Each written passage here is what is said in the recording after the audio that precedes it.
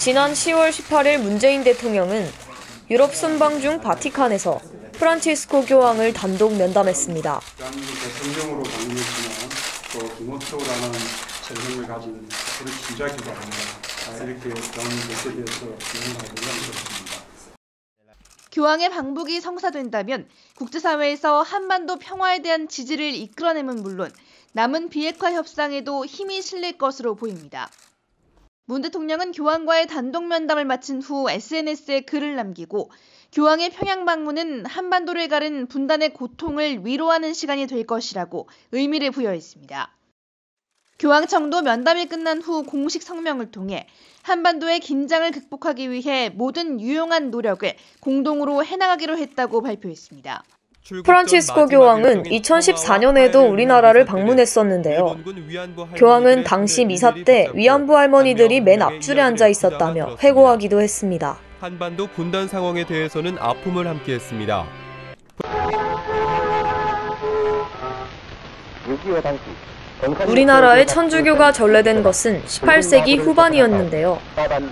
우리나라와 교황청이 정식 외교관계를 맺은 것은 1963년이지만 그 이전부터 돈독한 관계를 맺었습니다. 박정희 대통령에게 진념장을 제정했는데 박 대통령은 우리나라와 교황청 사이의 우호 관계가 더욱 정진되기를 바란다고 말했습니다.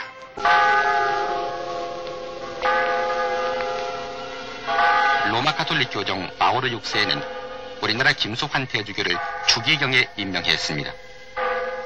1969년에는 우리나라 천주교 200년 역사상 처음으로 한국인 추기경이 탄생했습니다.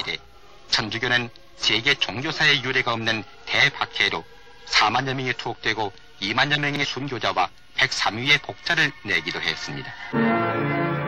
우리나라 천주교 사상 처음으로 로마에서 추기경 서풍을 받고 돌아오는 김수환 서울 대교구장이 교황기를 든 성직자와 신도들의 환영을 받았습니다.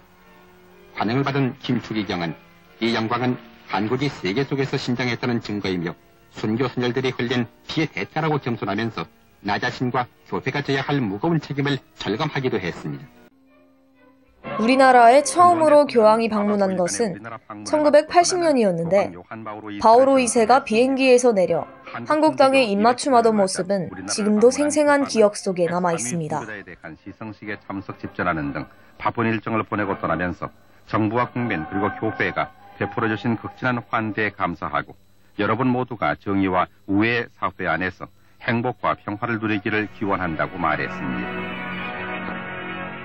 세계 성교대회는 예수 그리스도가 최후 만찬 때 빵과 포도주로 자신의 몸과 피를 이룬 성세 성사를 기념하는 축제로서 4년에 한 번씩 교황이 선정하는 도시에서 열리게 되는데 다음 대회는 1993년 스페인의 세빌리아에서 개최한다고 선언했습니다.